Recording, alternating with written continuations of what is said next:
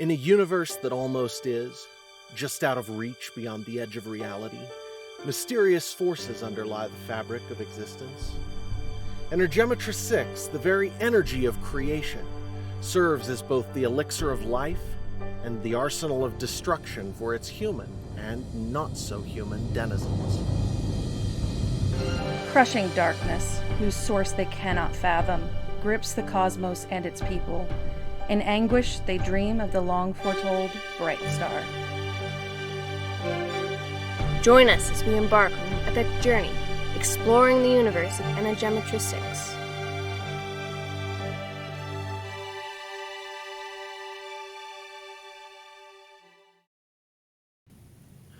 And here we are. Hey, Mel. Hey, how are you? I'm all right. So this is episode 16 of the Energematrice 6 podcast, and this is going to be the first episode where we're not reading something. That's right. Well, I'll be reading off questions, but... Fair enough. Well, thank you everybody for being here. I see we do have a few people who are live with us, and I'm going to hit the V for V ad real fast, and then we'll get to it. Okay.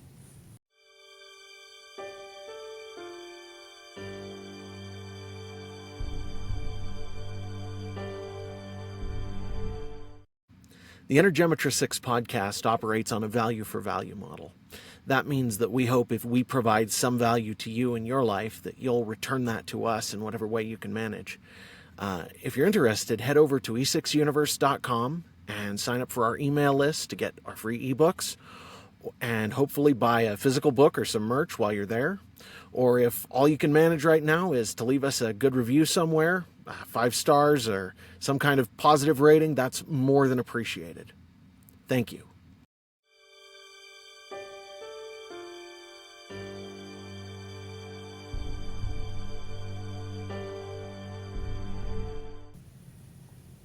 And that's that. And so first off, actually before we get started, I just want to remind everybody we are done with Bright Star.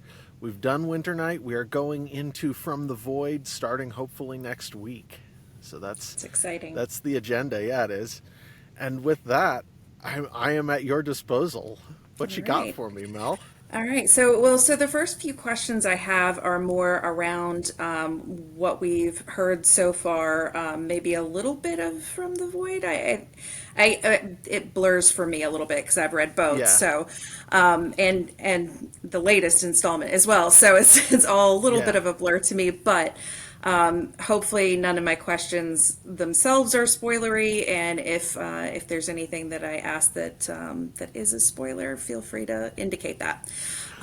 So the first few questions, like I said, are around the book series, and then the next set of questions are more general.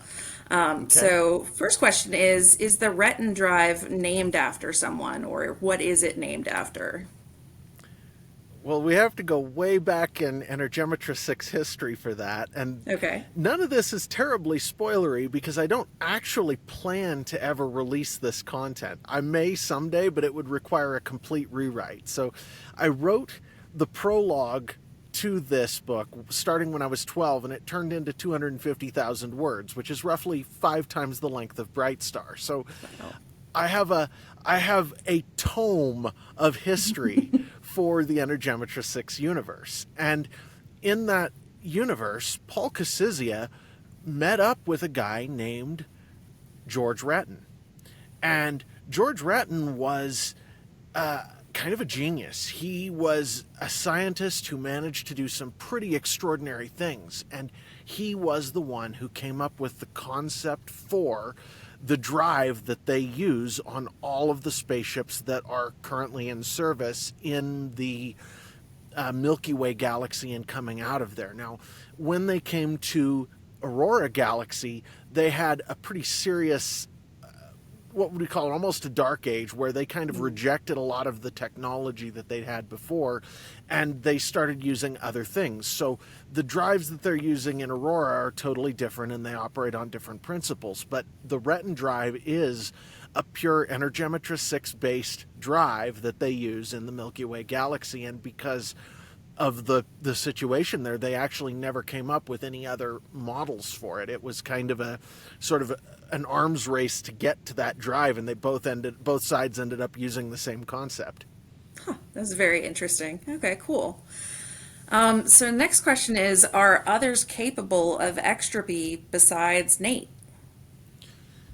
Oh, no, that is spoilery, but we could go there just a little bit. Okay.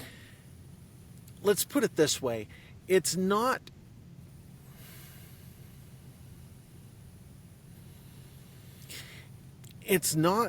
that there is something impossibly different about Nate so much as that there is something intrinsically different about Nate. So just the fact that he naturally does that is pretty extraordinary, but it doesn't mean that it isn't possible that we could see something else like that happening with other people in the future. And depending on, now we're talking a ways out in the future, because for books 3, 4, and probably 5, I'm not sure whether I can make 4 and 5 one book or whether it's going to be book 4 and 5. I know kind of what the story needs to look like. It isn't all written yet, but depending on what happens in those, it will be after that that the universe kind of opens up and we see a whole lot bigger picture of different people in different places. I'm doing a little bit of that with From the Void, where we see different people's stories, but really my focus right now is building the foundation of the Energematrice6 universe, which is Nate and his friends and their story. And then after that, I can expand out a little bit, and we will get to see some much more extraordinary things in some of the things that follow that. But first, I have to get there. Well, that's exciting too. Okay. Is E6 what keeps the odds from aging? Ooh, that is a really good question. The answer is not entirely. Okay. And I'll let you in on a little secret here that most authors will fudge about a lot of times. I don't actually know what keeps the odds from aging entirely. Energematrice6 does have something to do with it. There is also the fact that they are attached to the Milky Way galaxy in ways that they don't quite understand. Oh, so that's interesting. We've got, that's a big part of it, but it's a combination of factors, and there is one final factor in there that I haven't entirely decided how to come down on yet. So I know mostly what causes it. Energematrice6 is part of it, but their linkage to the Milky Way is a bigger part of it. And it's because they have that linkage, they have that thing.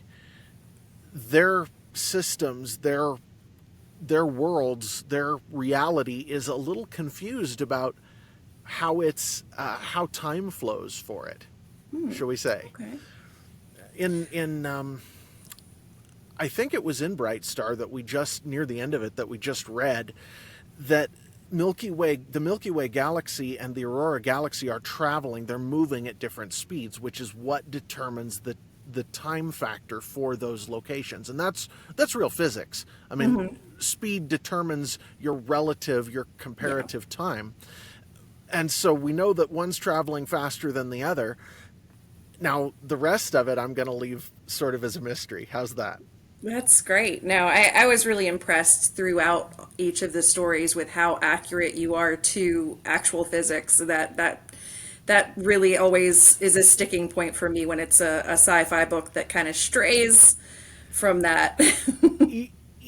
Actually, this might get a little off track, but my philosophy on that stuff is kind of interesting. It goes something like this.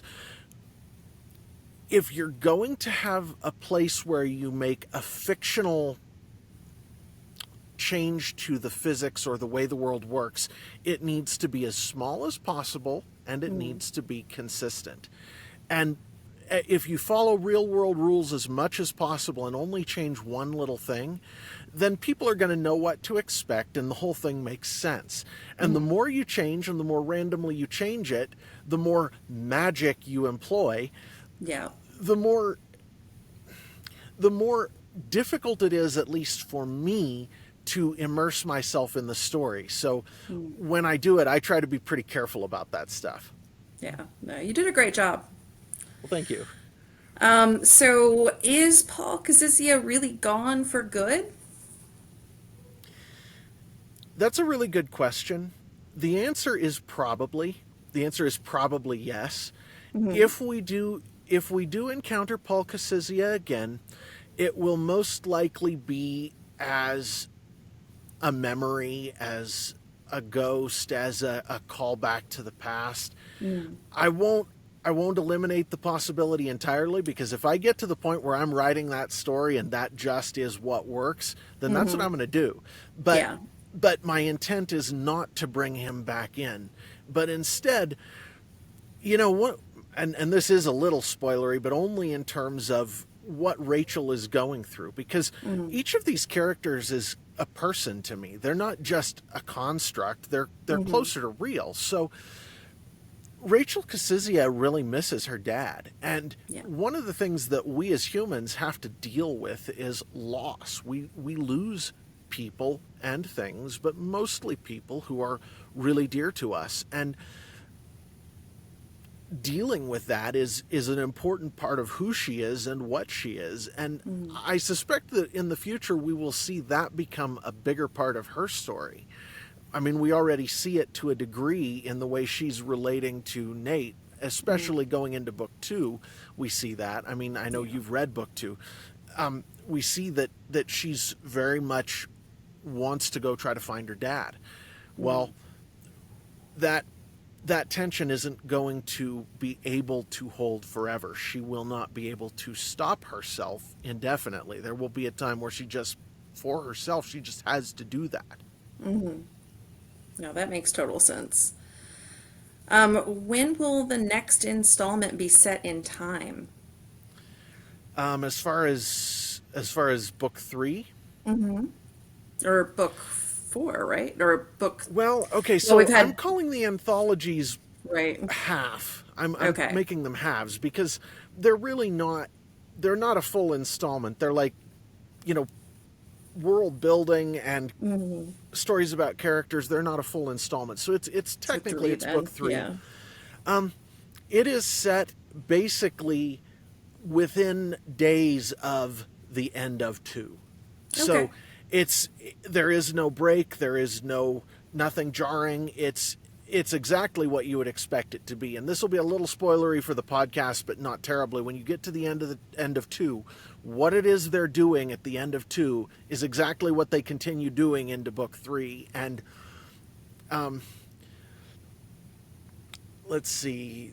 My current first line for book 3 is something along the lines of, Adamant charged down the gravity well like a mother grizzly to the rescue of her captured cubs. Love it. That is only a tiny spoiler, but it's fun, right? Yeah, absolutely. So moving to more general questions, how do you switch between writing about things like the E6 universe and sci-fi to writing about things like Neverwinter and more of a fantasy genre? You mean Winter Night? Oh, I'm sorry. That's all right. I know where that came from too, and that's sorry. Fine. No, it's cool. The answer is I don't know exactly. So the timeline on this is a little funny.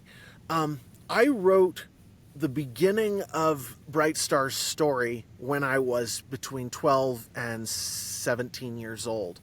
That 250,000 words I wrote back then.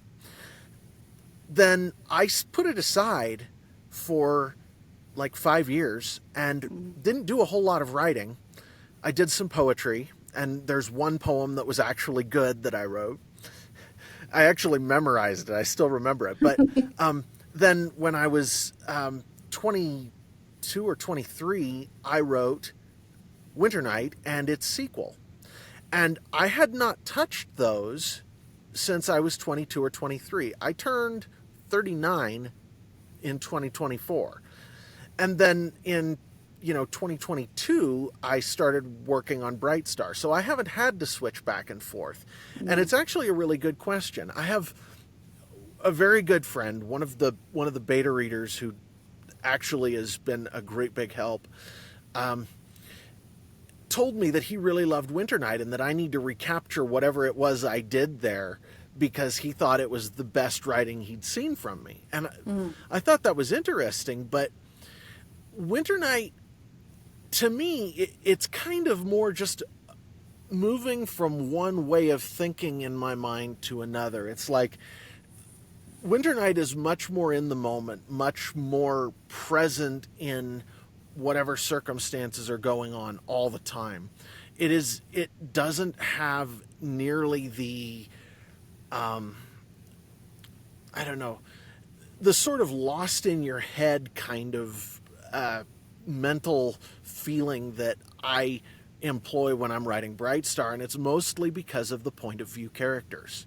Okay, which is kind of interesting.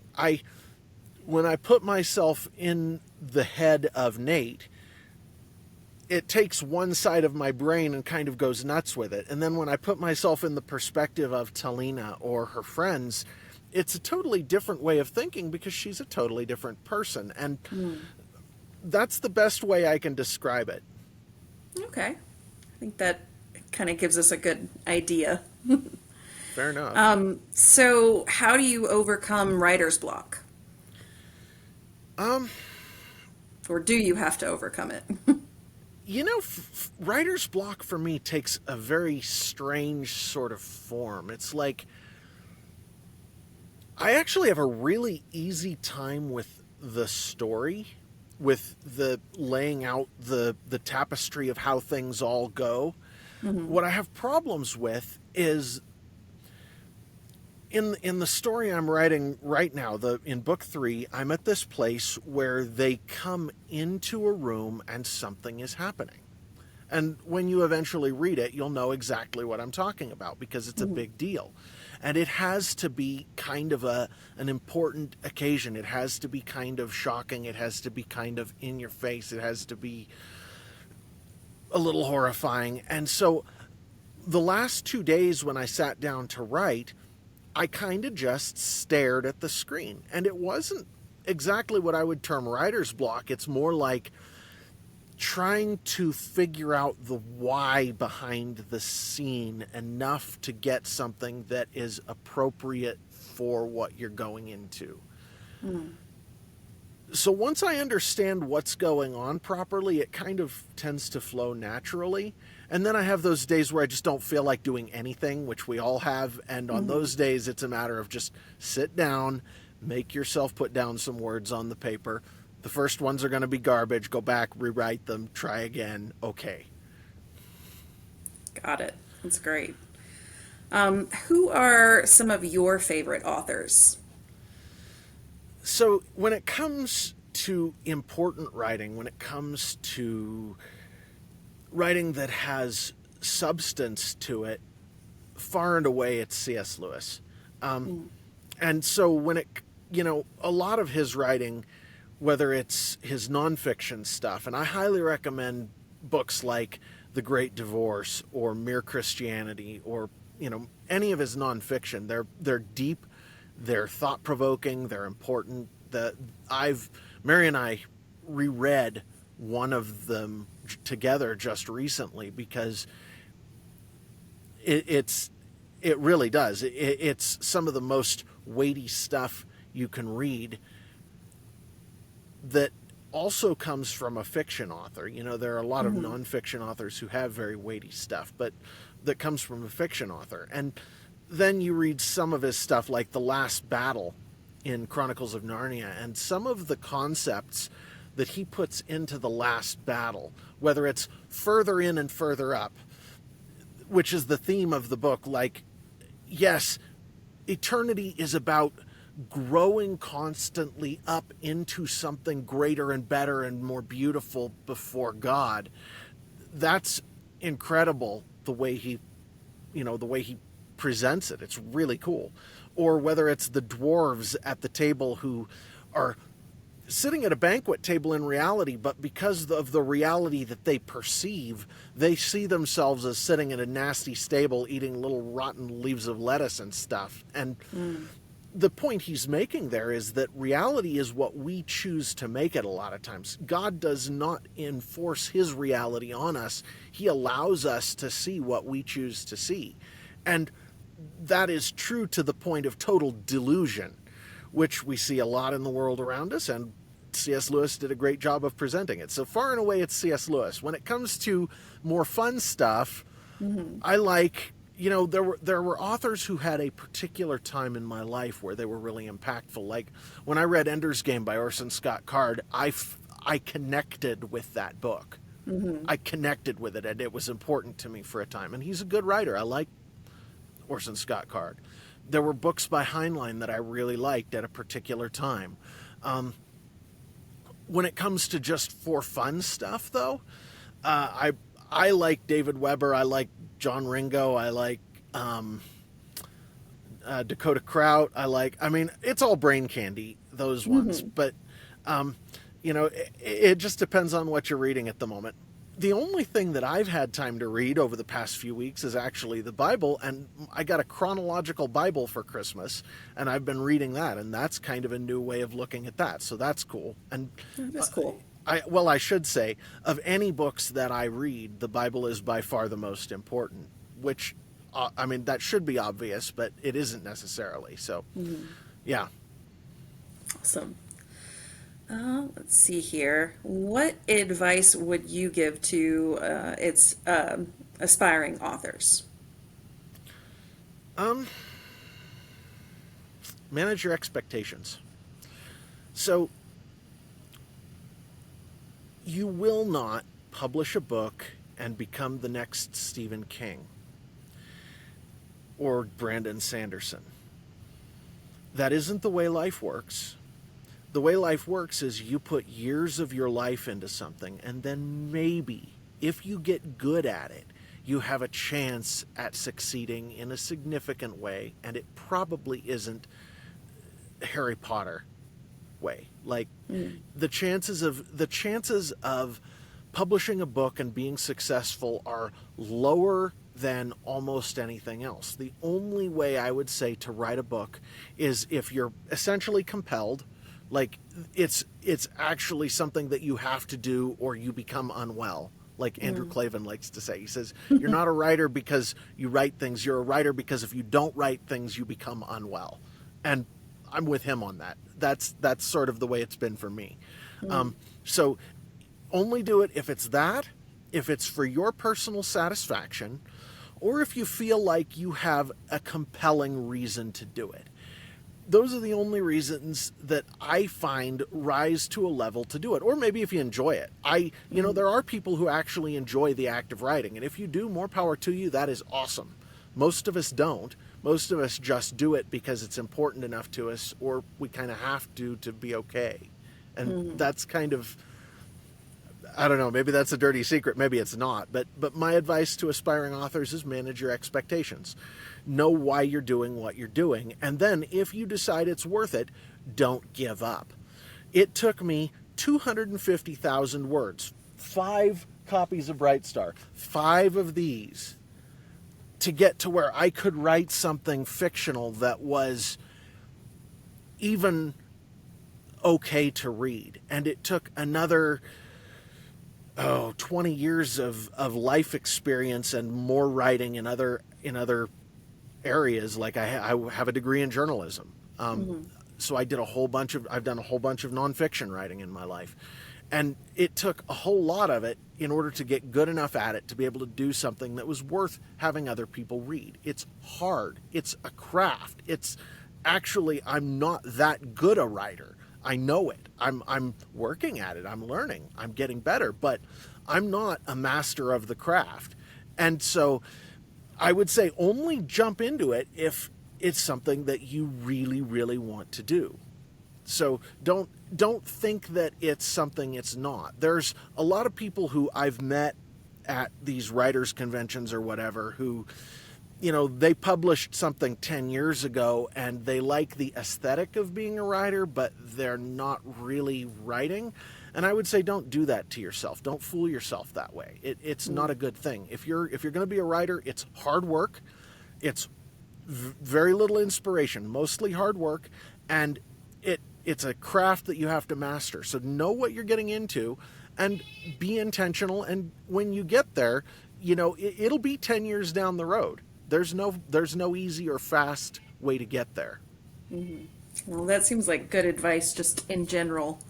It is, but when it comes to writing, people who have the capacity to be writers are also fantasists. They have these fantasies in their heads about what they can and can't do, and that's great, but don't fool yourself, because you're going to hurt yourself. Okay. What is your favorite part in your books? The world building, far and away. And if you read like Veil of Mysteries, there's a part in there where I go back into the history of the universe, and I start, talking about a little bit of the prologue that I wrote once upon a time. Mm-hmm. And Nate tells a story, and it's pure world building, and I really enjoy that part. And I get to do that in the short stories. I get to do that in where actually doing it in the novels. It's a little bit less and not as dense. So that's by far my favorite part. Okay, awesome. And this is my last question. So after this, we can go to chat to see if they have any. Okay. What is your process for developing a story? Okay, so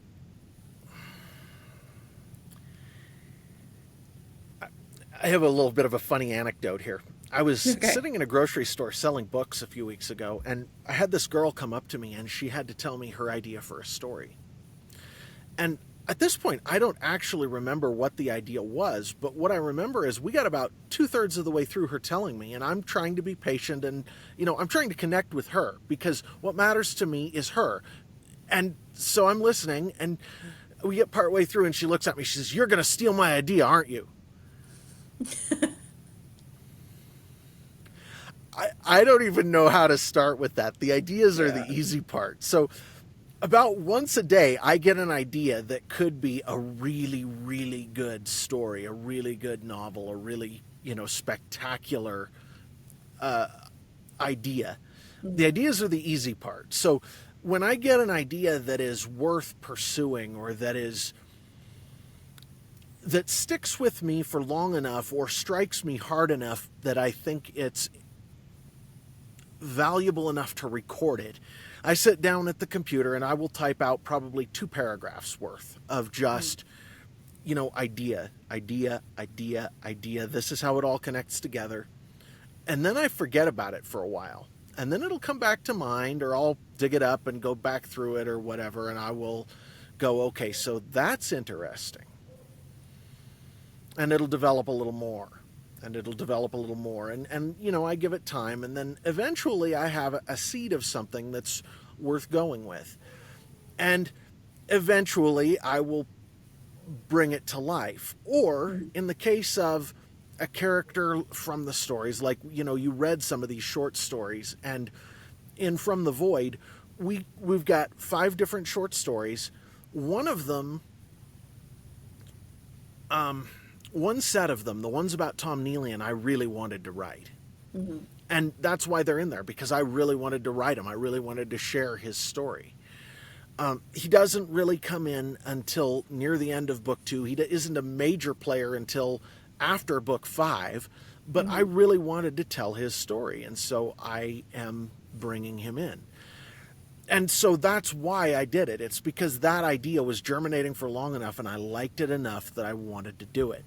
Then you get other stories like the one about Keeper of the Mysteries, Taran Galton, which I kind of needed an intro to the Bright Star universe before I had book 2, or before I had From the Void or anything. And so I'm like, okay, what can I do? Well, you could write a little short story from right before Bright Star appears on the scene. Well, what would that look like? So that one was kind of directed. It was kind of necessary and needed. And so I put it together from the pieces, but it was kind of just like writing a previous chapter of what had already happened. Same is true of the ones with John and Rachel. I enjoyed writing the stories, all 3 of them, but they were kind of necessities kind of important more than they were just inspiration and something that I really wanted to get down at that time. Sounds so like a lot of patience is needed there. There is, and I would say that the biggest thing, to me at least, is, and this might actually surprise people, it's that constraints make your story, and I'd actually like to talk about that a little bit. I don't see any questions in the live chat, so if you're watching, if you're interested, if you have a question, definitely drop it in chat. I would love to answer it. I do have them open here for both Rumble and YouTube. What I was going to say, though, here is constraints are actually the most helpful part of writing a story. And what I mean by that is a lot of people think that being creative is just about sort of letting your mind go wild. And that's not really true. It's like we talked about with physics. Having actual rules that govern your universe are important, but even more so, having actual rules that determine what your story needs to look like are equally important to having a good story. So let me give you an example. The one about the Keeper of the Mysteries, most of the rules of that were in place for me before I ever sat down to write it. I knew where it kind of needed to end. I knew who the main character was going to be. I knew kind of what he was up against.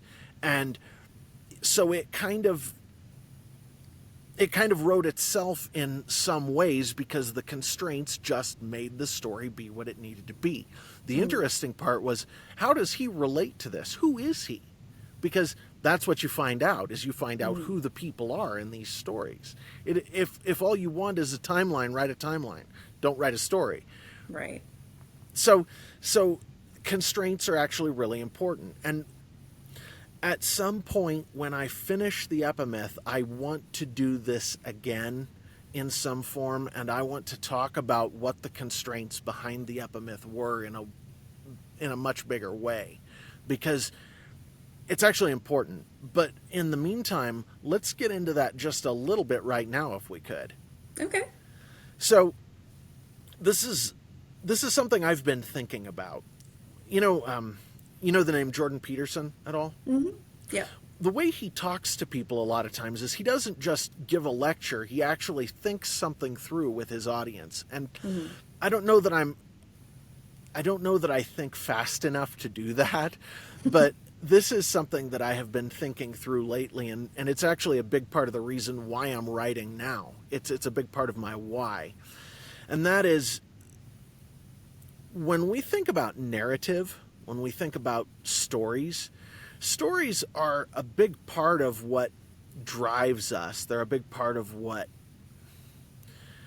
determines how we live our lives. So there are a couple different examples. One of them I like to give is when I first started the Twitter account for Energematrice6, I had a guy post a tweet that said, "Some dudes choose one book and make it their whole personality. For me, it's Starship Troopers." And that's kind of an amusing quote. I mean, it's cute, but really it does point to something important, that whether we know it or not, and this is true for me, this is why I named Ender's Game. When we find a story that calls to us, it kind of gives us a way to interpret our lives. It gives us like a Rosetta Stone for who am I and what am I doing and where am I going in my life. And when you have a society where every story is about the anti-hero, it's about it's gritty and it's kind of negative, and it's about the guy who kind of does the things, and he's, maybe he's all twisted up, but if in the end he's not the good guy who like wins the battle and gets the girl, which is sort of the traditional formula, right? It's like that's how that's how it always was. It sends a message to your whole society. Narrative is sort of the battleground on which any kind of battle is fought. Before you go do something in your life, you have a reason for doing it. When you get up out of bed, you have a reason for that. You don't just do it because maybe you got to go to the store, maybe you got to go to work, maybe you got this, maybe you got that. You have a reason for the things you do, and that's all kind of a narrative in our minds. And so when we have a narrative that is broken, when we have a narrative that has a lot of lies in it, it damages the whole way that we interact with the world. And when I look at the fiction that my kids have to read, there's nothing on the level of Chronicles of Narnia that gives you a framework through which to live your life and have it be healthy.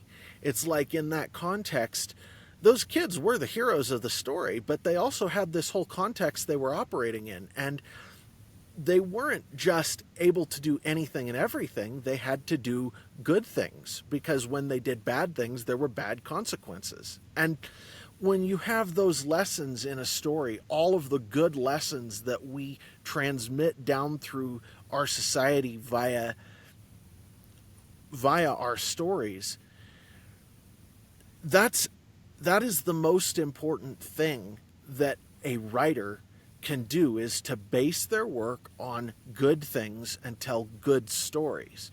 And that doesn't mean that there isn't a place for the brain candy, because I love brain candy as much as anybody else, right? I was saying so.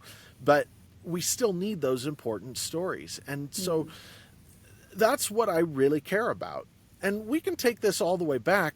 I am a Christian. I believe in Jesus Christ, and I believe that the original thing that messed up our world was a lie.